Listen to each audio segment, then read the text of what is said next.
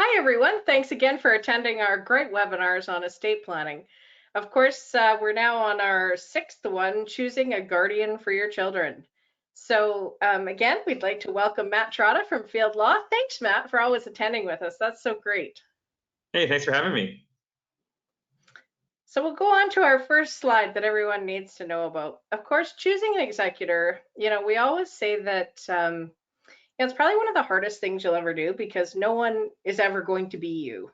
And I think that's what holds everybody up as a roadblock to choosing an executor. And of course, I've had a lot of people say to me over the time, well, it doesn't really matter if I choose anyone because it's going to go to whoever my closest family member is. And that definitely is a wrong assumption because, of course, anyone can step up to then say they want to be your guardian if you have nothing in your will. And so it might be your parents, it might be a sibling, it might be a friend, it might be someone close to you, it might be someone you're cohabitating with, that then steps up and says, well, I want to be the guardian. And of course, ultimately, it's up to the judge. And if your kids are old enough, they take the kid's opinion in that as well. Okay, so on to our next point.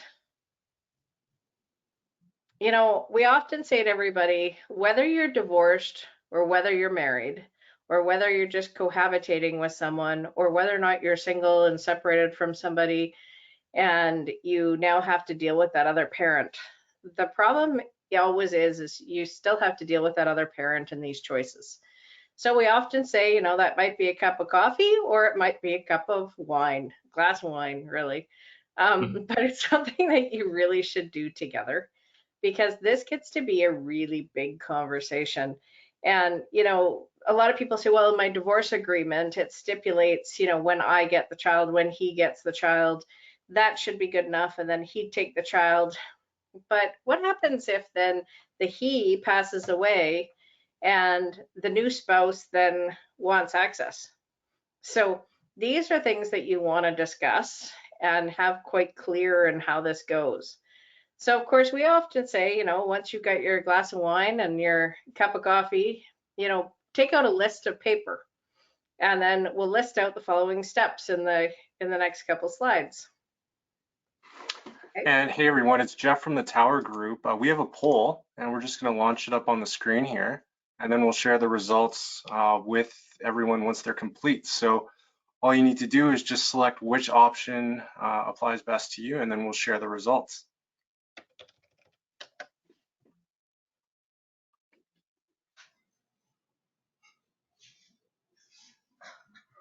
Okay, we have a couple responses coming in. We'll leave the polls open for a little bit more to let everyone finish voting. We have some pretty good participation. At least half the room has voted, so that's great.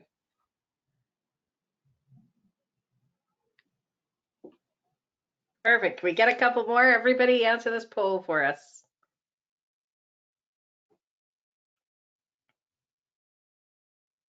And these actually, believe it or not, how we chose this poll is things that people have actually said to us.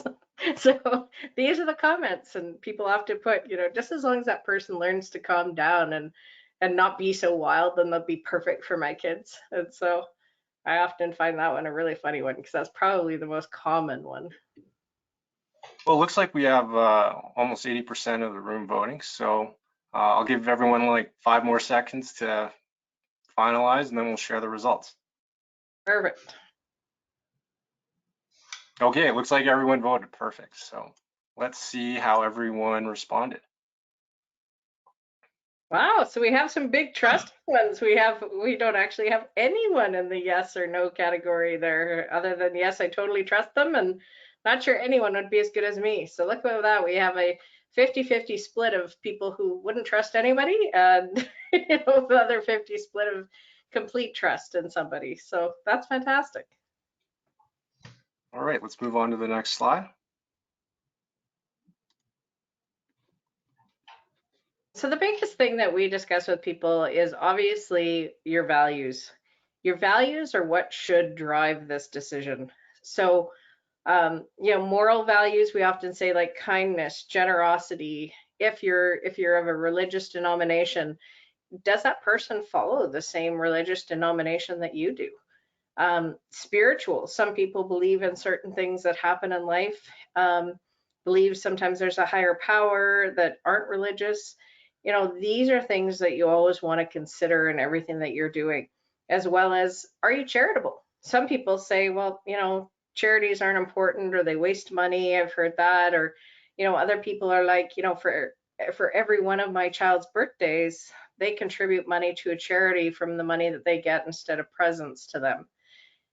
This becomes a really big thing, is that if you believe your kids should get as many presents as possible and other parents say, well, no, all the money goes to charity, they'll get one gift.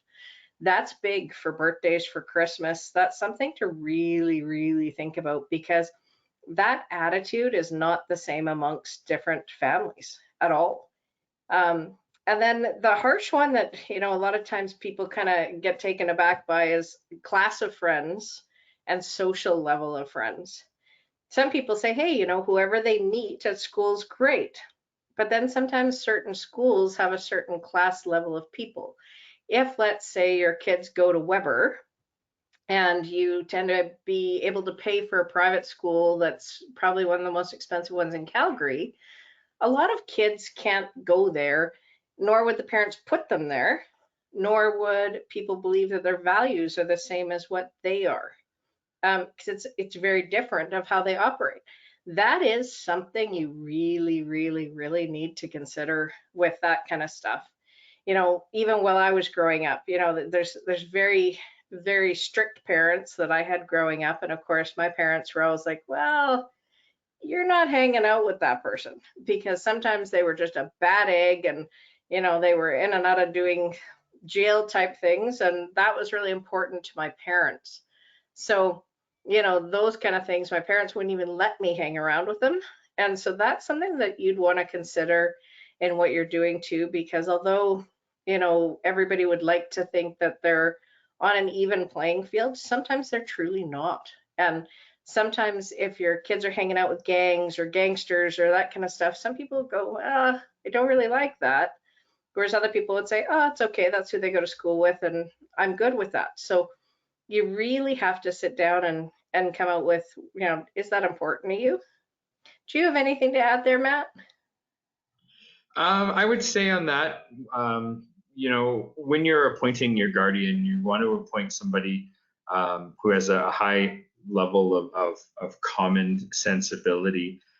It's pretty difficult to sort of crystal ball some of these things, especially on the younger ones. And on the older ones, it becomes really difficult, as any parent would know, to rein in your teenagers. And so, you know, one of the things here, the key is to kind of understand that this exists, and on a young level, it's a little bit easier to be able to provide directions. But as they get older, you would be thinking for your guardian to be able to analyze this and reason this out themselves, because you wouldn't really want to put this front and center in a document appointing them, and you wouldn't really have this front and center in a guardianship order, but it might be in something instructive, which we'll get into a little later in the presentation. And I think, you know, when we look at education career, you know, are you the belief that traveling the world for that kid once they graduate, it's okay? Are they good sitting at home playing video games? Because some parents won't even allow kids access to TVs or video games.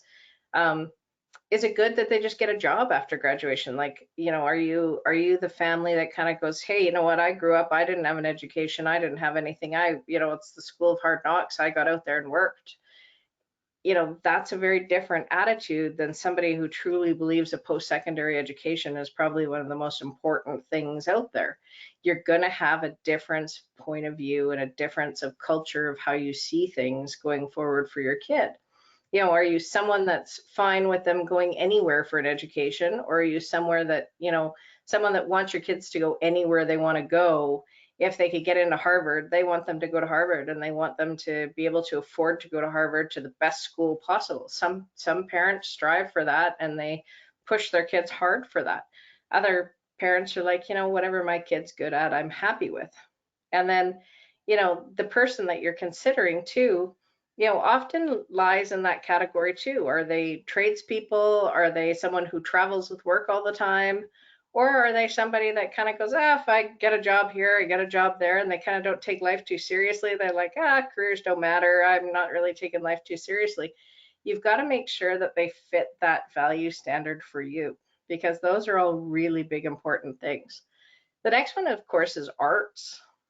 And that's, do you want your kids to fulfill their passions? Do you want them to go out and, be as creative and artistic as possible if that's what their realm is?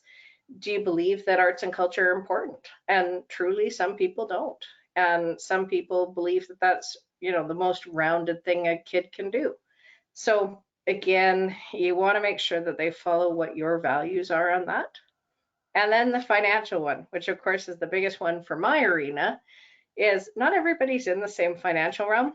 So if you want your kid to go to Harvard, yet you're giving them to somebody who makes $30,000 a year and you don't have any extra money to give them, how are they going to go to Harvard? Are they going to get a loan? Is it okay that they do that kind of stuff? Is it okay for that person to help support that? And, considering your financial realm of money and theirs, that's something that you want to take into consideration is how and how is that all going to work and how are you going to deal with all that? And then are you someone that believes on spending on experience, or if you're somebody that gets a brand new car every year and your kid gets brand new sports equipment and brand new golf equipment and hockey equipment because they're going to be a hockey star, if you're somebody that believes that and yet you put them with somebody who doesn't have the means to do that, that's going to be a problem where all of a sudden the kids really living life, going everywhere, traveling everywhere with mom and dad because that's what they believe in, and they get all the newest stuff and all of a sudden they get nothing. It's a big change for kids. It's a complete different cultural change for them. So that's where if you live a certain way, you want to make sure that you keep those living standards and values equal to what you're doing now. And you might have some things to add there, Matt. Yeah, I would say something to bear in mind when coming up with this is a real introspection on what's reasonable. So in a lot of cases, especially with the financial one, where you're looking at, in most cases, you would be setting up a testamentary trust for your children that would be filling some of these gaps. But realistically, you want to make sure that your instructions and your goals, aspirational is good, but let's not get to the point where it's unrealistic. So, I mean, to use the Harvard example, if it wasn't feasible while you were around, you don't want to really select your guardian on the basis of who has the deepest pocket, because that person, A, may not be willing to accept because they can read between the lines, or B, they have their own children to take care of as well in many cases. And the money may be, and arguably should be, controlled by somebody other than your guardian. So there's, a few things at play here, but I think the goal through these values is to select somebody who understands where you're coming from and acts as a guide. When you look at, for example, education and career, a lot of the things that Pam discussed are really important, but they're things that your guardian candidly won't be able to do. They're not going to be able to really have that same sort of power, just like most parents wouldn't have that same once they're adults, once they're over 18. But what they will be able to do is take the place of you to guide them towards this direction. So I think that's what you really want to bear in mind on this, is it's the same sort of element of control gradually loosening over time, just like conventional parenthood. Exactly. Okay. And then the next one,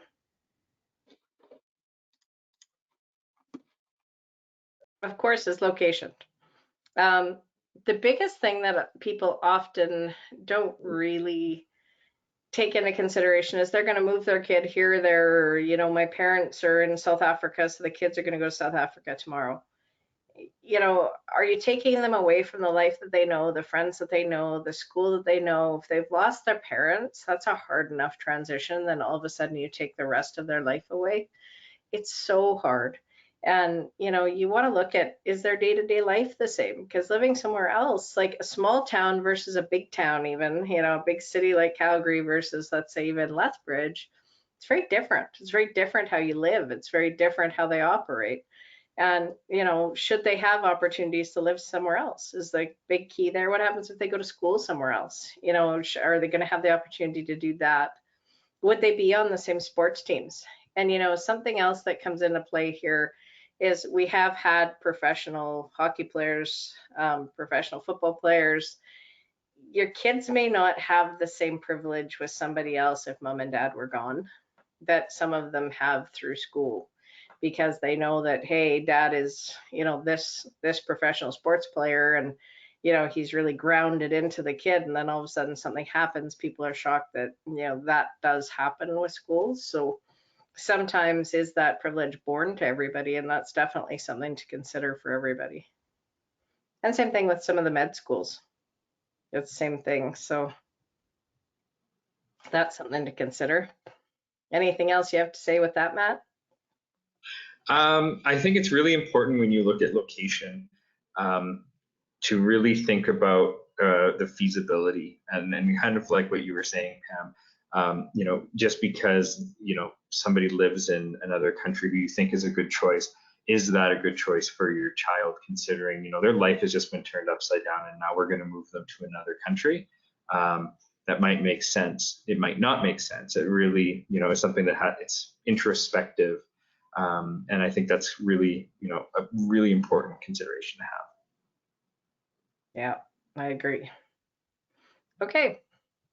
Hey everyone, it's Jeff again. I'm going to open up the polls and we're going to have another poll question launch up. So just answer the question here. The question is, do your friends and family share the same values towards your kids' education and extracurricular activities? So just select yes or no, and we'll share the results once they're all in there. Okay, it looks like that was quick. Everyone voted, which is awesome. So let's see what everyone said. So that's different, because of course we went from a 50-50 where, you know, some people didn't trust their real guardian to be the same as what they are, and yet, you know, 75% of people say, hey, we have similar values. It's the 25% that you really want to be concerned about and really look at and kind of say, does this match? Should you maybe be choosing someone else? So we'll move on to the next slide.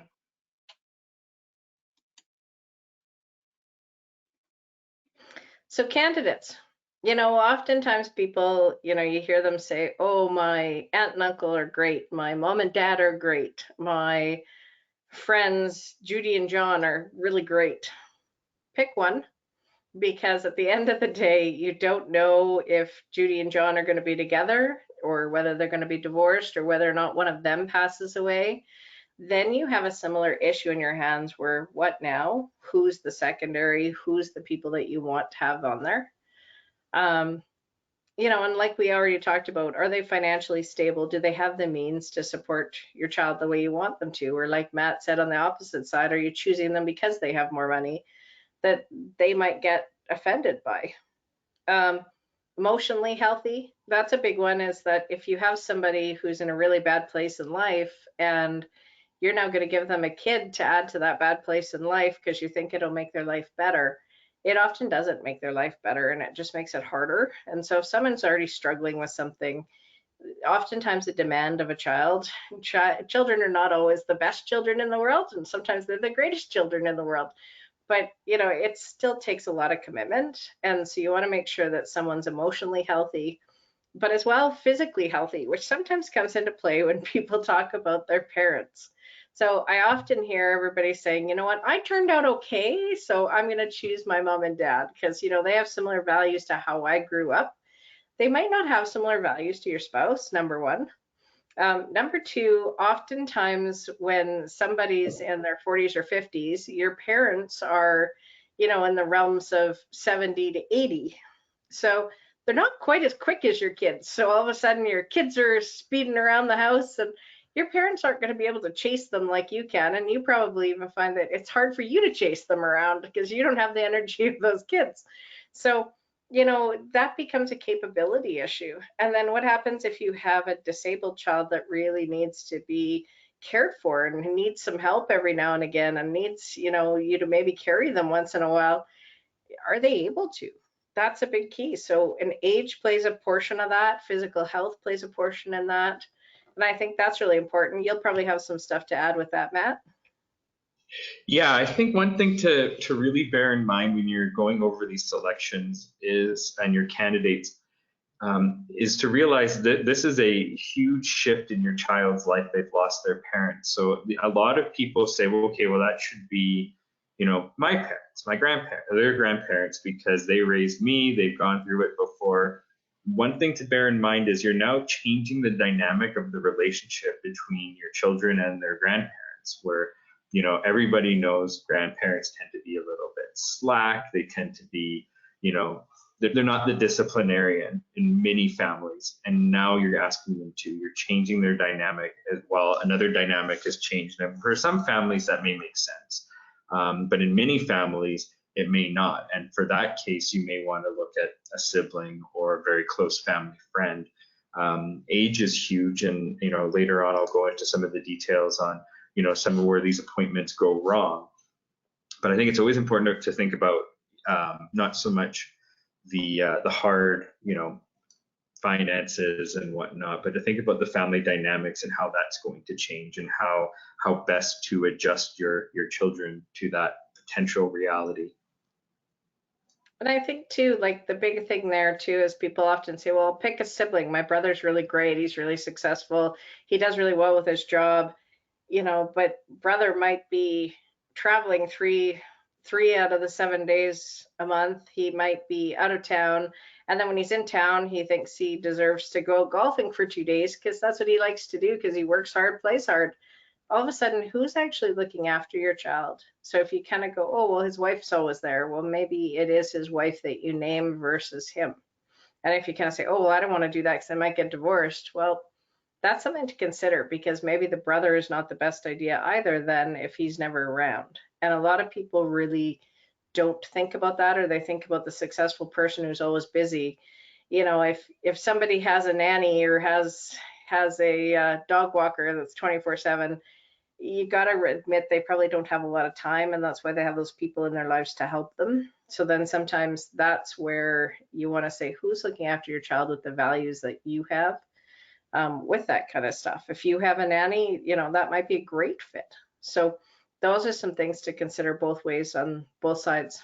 Now their children or siblings, do they have other kids that your kids get along with? Are they close? Do they hang out?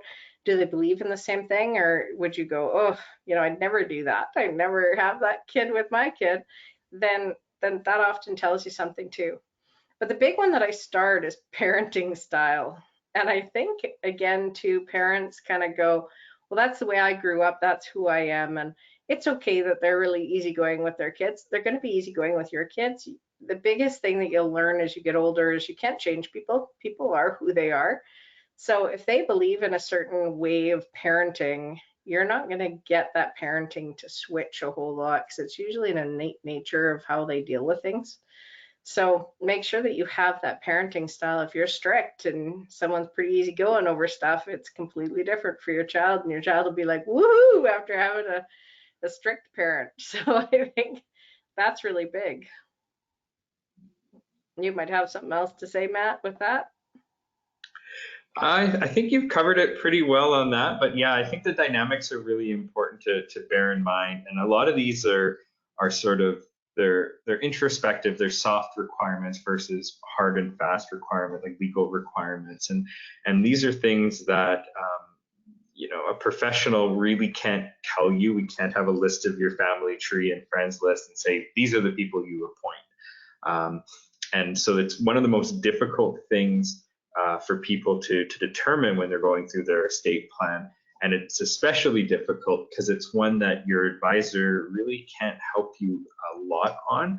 We can ask you probing questions and kind of help lead you to a solution, but it's one of those situations in an estate planning context where we don't actually know that solution, so we're not leading you to water and hoping you'll drink. It's one where, because we know, based on your circumstances, these things will work quite well most cases. So if you land in one of these areas, we're in a good place. It's one that you have to be comfortable with and you have to be sure of. Yeah, I agree. So legally speaking, what's the role of your guardian? Well, the role of your guardian is to exercise the powers, responsibilities, and entitlements in the best interest of the child. And best interest of a child is a legal phrase, and it's one that I'll go into a little bit later on to kind of show here's how a court analyzes this. So this may help you analyze how you would determine your guardian, seeing how a justice would, and hopefully a justice never will have to for any of your children, but how a legal test would work on best interests. There's two ways this can come into effect in an estate planning context. And the first is the obvious one: upon passing away. If both parents are both named legal guardians, because everybody's family situation is a bit different, if they're both gone, then the will of the last to pass person of those people have to appoint who that is. And that would be in your will. And there can be an alternate person on that. But that would be the first place people would look. If there isn't somebody named in your will, or all the people named are predeceased or are unable to act, good example of where that may happen is if a will is stale and has been left for several years, and maybe you had your parents and your parents predeceased you and it wasn't changed. From there, we get into the Family Law Act, and it becomes a measure of making an application, and it becomes uncertain. Practically speaking, an immediate family member or extended family member may take the child in, but we're also now dealing with government authorities, and we're looking towards a guardianship order. The other way it comes up in an estate planning context is on incapacity. Same situation if both parents or legal guardians are incapacitated or have passed away. The incapacitated parent who's last around, their personal directive would need to appoint somebody to act on an indefinite basis until the first of these three scenarios below, which is somebody else applies through the court system to take care of the minor child, a guardian is further appointed, or a determination is made that you've regained capacity. Practically speaking, the person named in your personal directive is typically the same person that you've named in your will, but it's important to have this in place. It's often missed in personal directives, especially if you're using a government form. People tend to gloss over this one, but it's very important to have, because this is another context where there's worse things than death, because there's already some serious questions and problems for your family and friends to deal with because you are now incapable. We don't want to have further complications by not handling what would happen with your minor children. So from there, we look at what goes wrong when we're appointing these things. Similar to executors, it's the two extremes that come up the most. The guardian selected is too young or they're too old.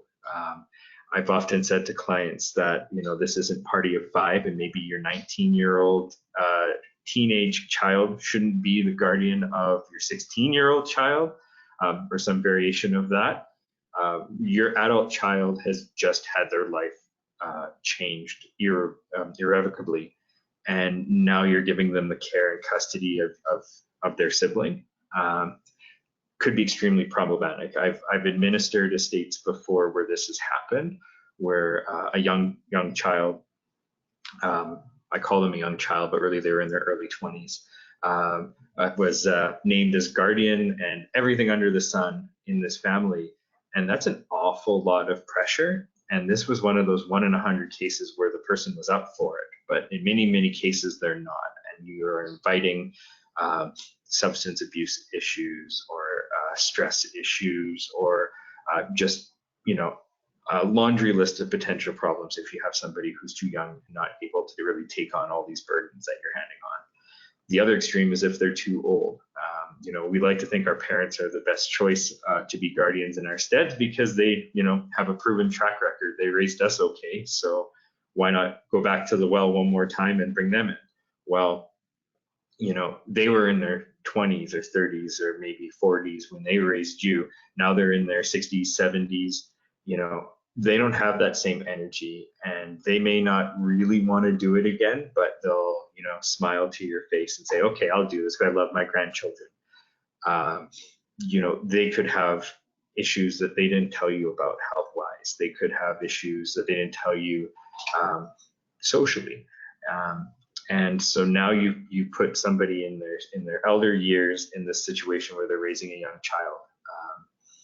It's also asking for problems, and it's asking for uncertainty later, because if that person, I say, prematurely passes away because you assume they're going to live till 80 or 90, now if there isn't an alternate appointed, now what? Now we have uncertainty, and now we're potentially over to the courts if we don't have the remaining family in a consensus on who should apply and on what basis, and that the court doesn't agree to it. Another issue that comes up is one that we've kind of discussed already here, is guardians outside of the jurisdiction and they're too far away.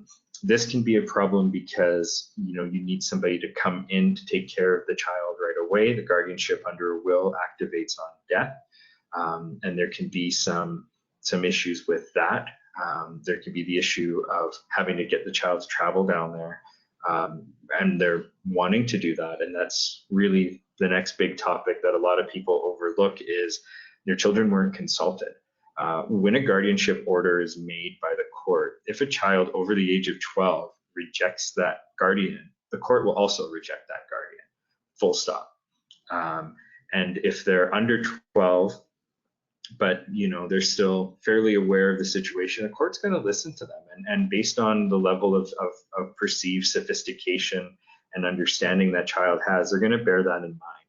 And the same principle applies even where you have somebody appointed in a will. That's not the end of the discussion, the end of the debate. You have spoken, that's it. It's not how it works. If that child has a serious problem with that, there's nothing stopping another interested person to making a claim and stating that the child's unhappy, this person was appointed, they're irresponsible. So having this conversation with your children is pretty important. And it's not the easiest discussion, but as they get older, it's something that has to be done. From there, we kind of talked about it again a bit earlier on in the presentation about guardians as trustees of your children's trust. In many cases, this is a conflict of interest, and it's something that the public trustee may take note of. I've often had situations where clients have asked me, can I make my brother or my friend my guardian of my children and the trustee of the trust, and then their family can move into my house and they can use the trust fund? Well, I got to tell you, that's a really bad idea, because let's say you have a situation where you appoint your sibling or you appoint your friend and they have children of their own, and you leave a pretty nice trust fund for your kids. Now we have that question of, how does that guardian parent their kids and your kids? And if they have access to that trust fund, are they using it for their benefit, or are they using it for the collective benefit of the children? And was that your intention? So are they intentionally diverting less resources to your children because they know there's a trust fund? And these are issues that, if this is a real conversation internally with your guardian, they are in a conflict of interest. And this is why, in most cases, it makes sense to have a trustee separate from the guardian, so that they're able to make third-party advised decisions, whether this is another family member or close friend, whether this is a professional trustee. It really depends on the situation, but it becomes more intensified the more that guardian can potentially benefit. So especially where we have something like a property in play, this has to really be considered. And it's a huge issue if it does happen, if it does pop up and the public trustee steps in, because they may seize the trust property and administer it themselves. And that may bring with it a whole bunch of administration issues, and it may be less productive on an investment point of view.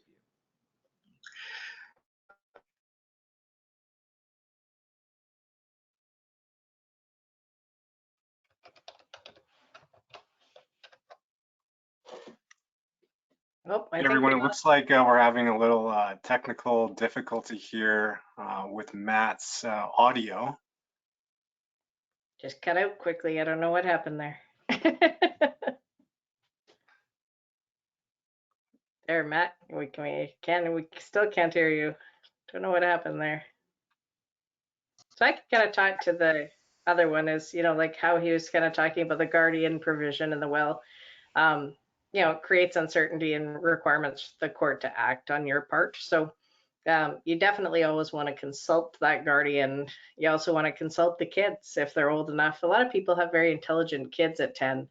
So that's something that, even at 12, like you said, your magic age is 12. A lot of times people can have those conversations with their kids at 10 and they're mature and old enough to do that. Now we can hear you, Matt.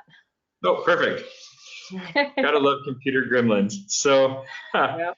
from there, I think we want to think about having more than one alternate guardian, because life happens. Even if somebody agrees to act now, a lot of times these documents are left for years and their situation changes. It may change as a result of the event that has incapacitated or killed you as the testator. So that's something to bear in mind, that there needs to be an alternate to your alternate guardian. As Pam mentioned before, do you appoint your sibling because their wife or husband is awesome with your kids and they're fantastic? Well, maybe, but maybe you don't appoint both of them, because what happens in a divorce situation, one would hope it would all get sorted out properly and the two sides would act like adults and it would all work out well. But we're introducing an element of uncertainty, and now we're hoping instead of knowing. And from a planning point of view, that we should try to avoid wherever possible. And then from there, not talking to a guardian first is a recipe for disaster, because that person may be a lifelong bachelor, or they may be perfectly content to live their life without having children, and that's their lifestyle choice, and you thrusting your kids upon them may not go over so well. They may like their golf on the weekends and whatnot. And of course, not having a guardian provision at all is the absolute worst thing that can happen. And not just in a will, but also in a personal directive. If it's not there, we're creating this uncertainty, and we're now relying on a court to act. And a justice is going to do their best, and they're going to come up with a good solution, because that's what justices do. But it's not your solution. And it's the best they can do with the information they have, the facts they have, and the people in place to act. So moving on from there, how does a court consider this if we do find ourselves in that situation? So this is the test for what is the best interest of the child. And this is kind of what you should be thinking of as well, is what are your child's needs? What kind of stability do they need? I mean, some children thrive in different settings than others. So that has to be beared in mind. Where are they in development? Are they ahead of their age? Are they behind for their age? Do we know for sure? Because some kids are tough to read, until they hit a certain point. What's the lifestyle of your child been like? What's the history of their care? Did they have parents that spent a lot of time traveling for business, and they spent their time with somebody else as a surrogate parent almost? Like, was that their grandparent? Was that a family friend? Was that a nanny? We have to bear that in mind. What's the child's cultural, religious, spiritual upbringing and heritage? Is that something that's particularly relevant for them? Should it be relevant? Has it been in the past? These are things the court has to determine. These are things that you should be determining. And then, of course, views and preferences to the extent it's appropriate. I mean, it's not appropriate to have a cross-examination of a 3-year-old, but it is very appropriate to do so in a teenager. And as I said, the courts established that age 12 is the line to where that consultation becomes more and more binding. If we have a situation where somebody's making an application for guardianship, what's their proposed plan? Is it reasonable? And this, on an estate planning point of view, have you had a talk? Have you had that coffee or beer or wine or vodka, depending on how aggressive this conversation is? What do they have in mind? What did they say when you brought that up? Is there family violence in the family? I mean, this is a question that isn't always freely volunteered in an estate planning conference. It isn't freely volunteered to your financial advisors and your family wealth advisors, but it exists, and it may not be within your family, but it may be something that's lingering with one of your choices of guardian. And a court would bear this in mind very, very aggressively, and would make their decision strongly based on whether or not this one exists and to what extent. strength and stability of the relationship of the child and the proposed guardian, a situation with their spouse, a situation with their kids, because maybe their kids, there may be some bullies or some criminal issues or some substance issues. And so maybe introducing an 8-year-old kid into a setting where there's a 16-year-old young offender might not be the best move. And so this is something that you have to consider because a court would. Ability and willingness of a guardian to care for the child. This one's, pretty standard, pretty obvious, but something that needs to be considered. What's the ability and willingness of these people to act? And are these people going to be willing to maintain current relationships? This one can come up an awful lot, and you wouldn't think it would, but sometimes the new guardian might not want to deal with their former spouse's family, and they may try to prevent grandparents from seeing them. And now we're into family court on visitation rights between grandparents and kids and things of that nature. So a court would consider what the relationship of the potential guardian is with the extended family on both sides, and especially in a blended family, what are the circumstances beyond that? So that's something you should be considering too. And then from there, relevant civil or criminal proceedings. If your guardian is in the midst of a messy divorce, do we want to toss them in? If they're in the midst of, something that they're, may or may not be directly under their control, but let's say a securities litigation or something like that that's monopolizing their life, and may, call into question if they've committed fraud or something like that. That's a consideration. Is that somebody you want as the guardian of your children? And so a court would consider that, so you should probably consider that too. So from here, we'll move on to the next slide here, and Pam, take it away. The key is here, obviously, ask permission, ask permission, ask permission. So not only your kids, but the guardians, and have that conversation.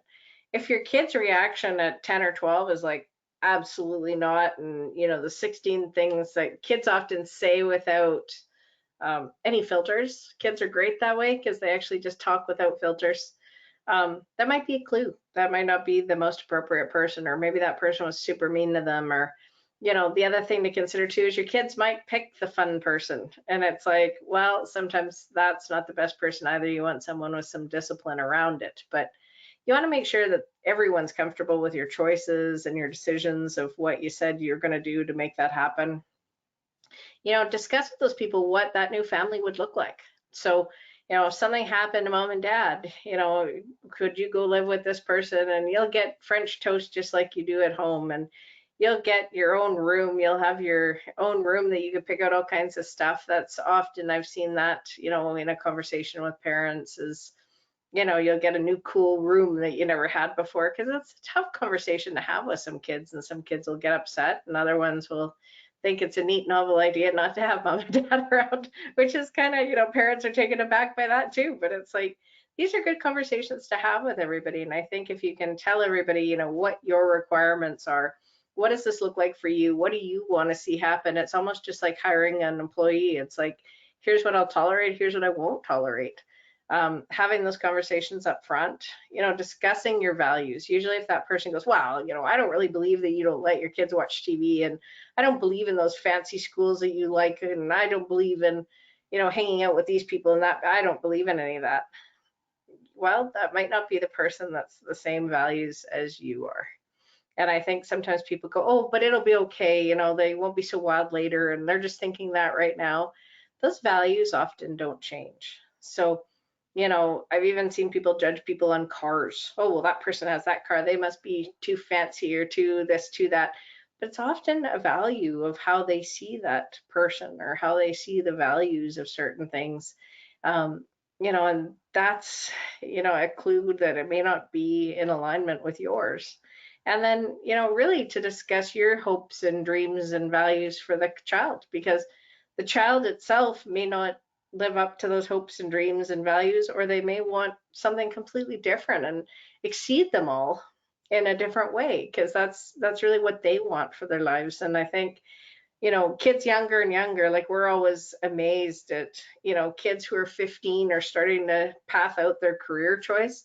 When I graduated from high school, it wasn't uncommon to take 2-3 years of general studies and flip from this class to, I even flipped from psychology to education to then going into business management, which is hilarious because that's what my family all had a background, my dad, my sister, my mom.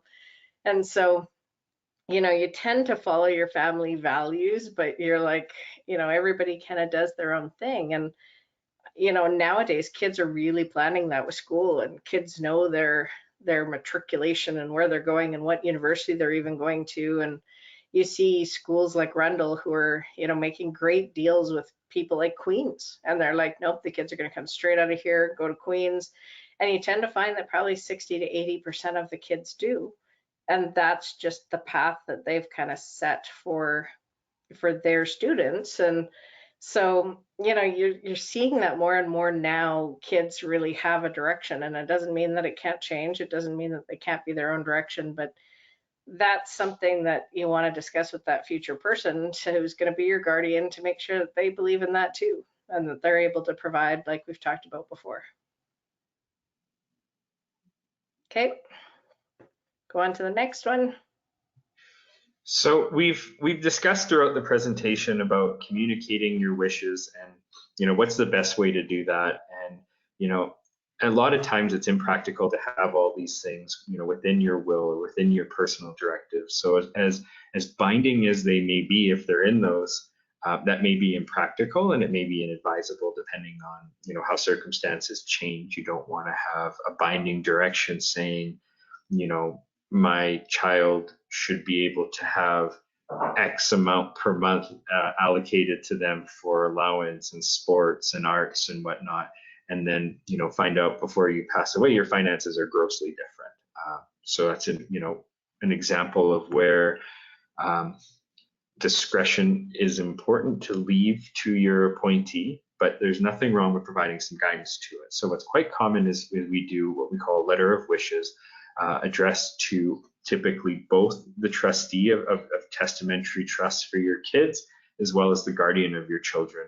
And it guides them and provides some insight into how you see the development of your children going and the kind of things that you would have liked to have seen happen. And we've talked about a bunch of these key advice points throughout our presentation so far, but residency, where would you like them to live?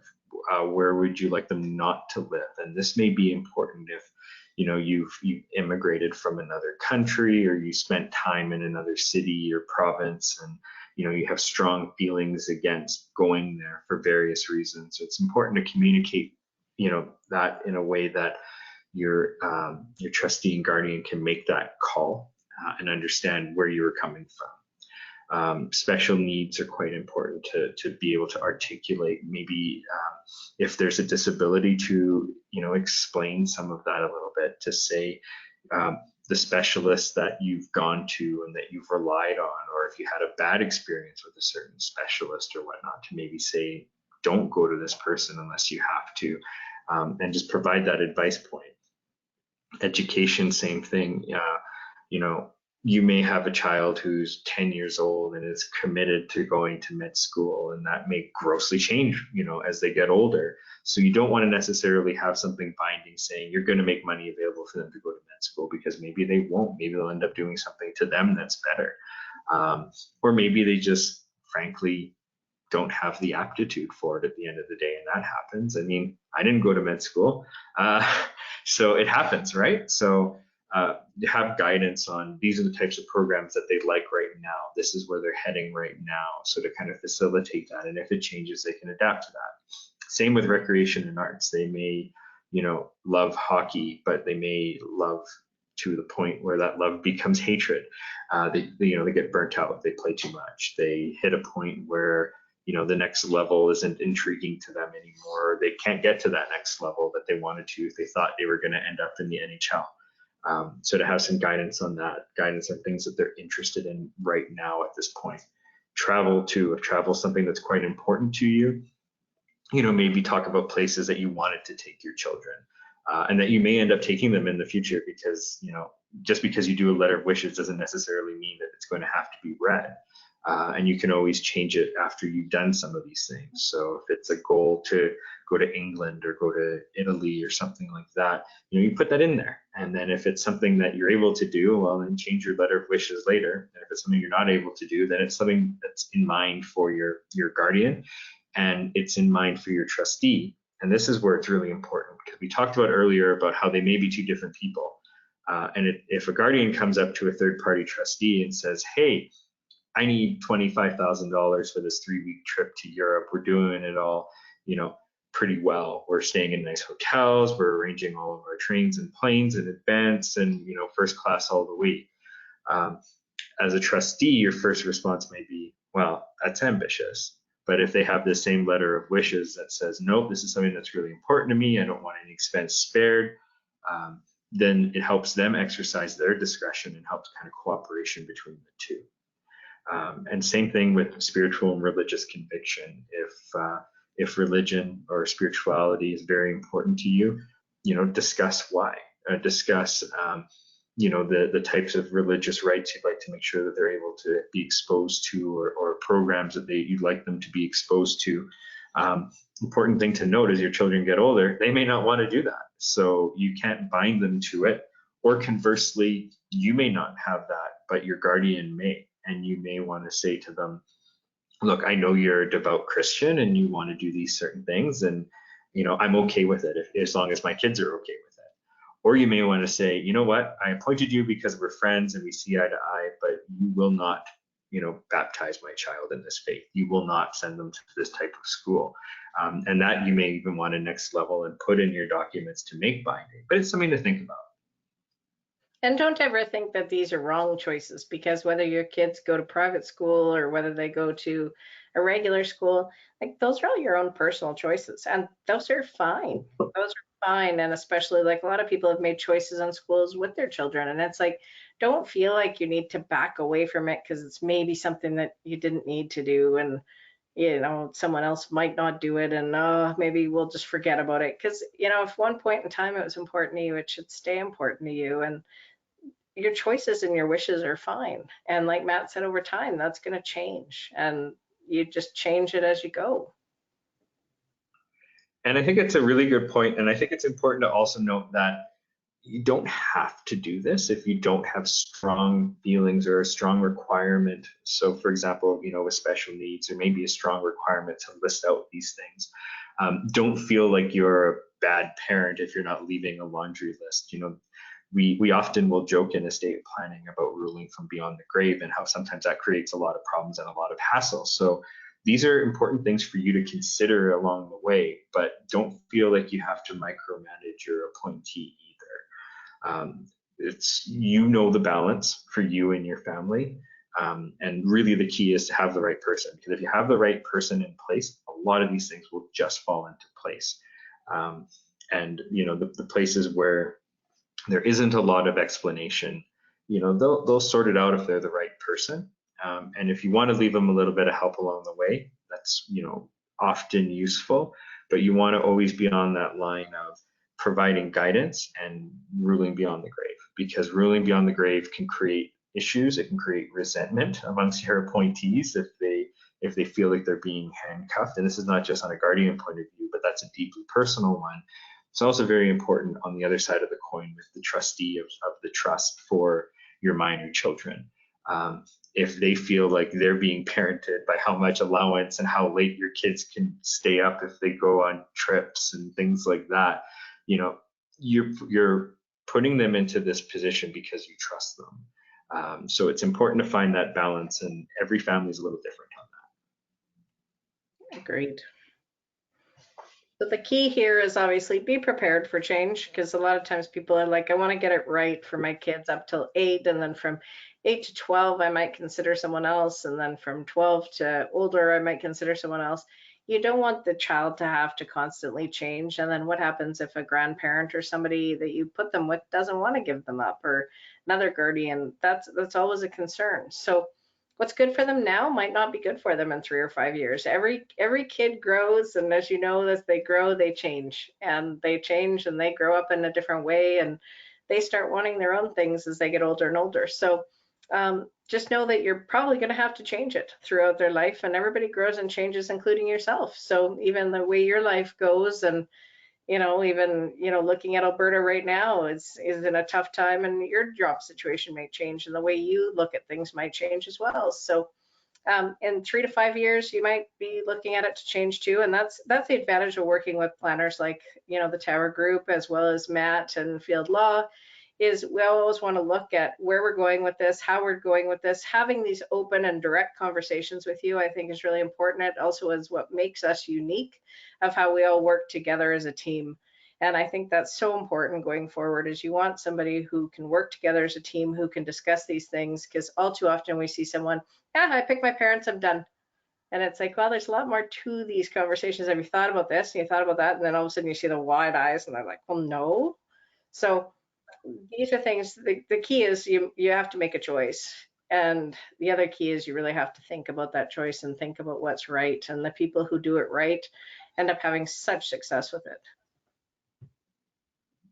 So we'll move on to the next one, and that's questions. So of course, on the side panel, we want to be respectful. We're close to 1 o'clock here. So if you have questions and you have some specific scenarios to your own situation that you've been wondering yourself, please feel free to put those in the chat lines or the questions, and we'll try to answer them here for you. And a lot of times we've had a lot of comments from our other sessions, people get a lot of value out of these questions because they're things that they were thinking themselves but didn't know how to ask. So please feel free to ask, and you can just type in the chat and question lines there and we'll answer it for you. And then if you're new to any of us, let us know how we can help with your estate planning. We're more than happy to help you along the way. Thanks, Pam. First question comes from Justin. He's asking, how can we get monthly income to my guardian to take care of my kids?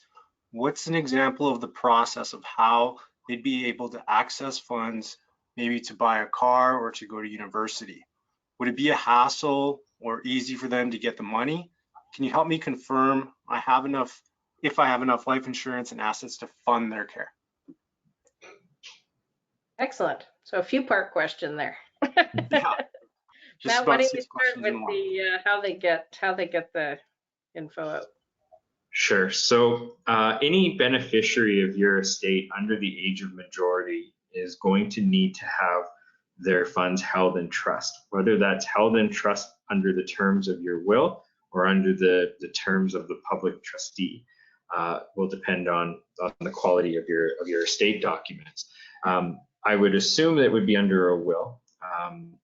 And if it's under a will and it's under a testamentary trust, the terms of the trust will allow, in most cases, encroachment by the trustee for health, education, maintenance, and support of the minor children. And they can pay it to or for the benefit of the child. So that also includes payment to a guardian. Typically what you would do is you would have a guardian submit their expenses or submit their request to the trustee, and the trustee would approve it. Or if it's problematic, they may ask some questions and work it through. It may be done monthly, it may be done quarterly, it may be done annually, depending on the arrangement between the trustee and the guardian, or depending on the nature of the expense. If it's a predictable ongoing expense, it may be monthly payments. If it's something substantial, it might be on an as needed basis. If you're working with the public trustee, there will be an arrangement between the parties on how that would work. But that's typically how it would be. I don't think you'd want your guardian necessarily to have free and unencumbered access to your child's money, because there needs to be some level of oversight. And again, as I mentioned earlier in the presentation, if there isn't that oversight, if it's one and the same person, the public trustee has inherent jurisdiction to review that and to seize on that. When we would apply for the grant of probate, the public trustee would be served. So they would know at that point in time, your children are about to get some money. What are the terms of the trust? And they'll review it. And if they go, hey, it's the same person and they get to live in the house and they get to move in their kids and nobody's watching this money, they're going to. Yeah, exactly. And the second part to that question is, of course, how do you know if you have enough life insurance? that's something that if you sit down with your planner and look at where you are from a situational standpoint, we always look at, do you want your spouse and your children to have the same lifestyle that you have currently now? And we do that needs analysis based around, what does that look like? What is your lifestyle? What is what you actually spend a year? And that usually includes things like hockey, like private school, like things like sports, and your own lifestyles, to say, same kind of thing is that maybe you don't pass away and the life insurance that, you're going to get your life insurance. Maybe you actually just have a really bad illness that could be terminal. And it's like all of a sudden you don't want to be selling your house to try to deal with all of that. So we always make sure that there's enough insurance to actually cover off the kids should something happen, that it would actually cover off your lifestyle for that period. So we usually go through that with everyone and really determine what all of that is and what their lifestyle is throughout that time so that you do have enough. Thanks, Pam. Thanks, Matt. Next question, kind of multi-parted like the last one. How would you suggest having the conversation with my intended guardian? Should I write a letter or share intentions for the kid's future? What if I don't like their parenting style? Like if they are a jellyfish parent, being too permissive or too authoritarian, maybe I should pick a family that's similar to me.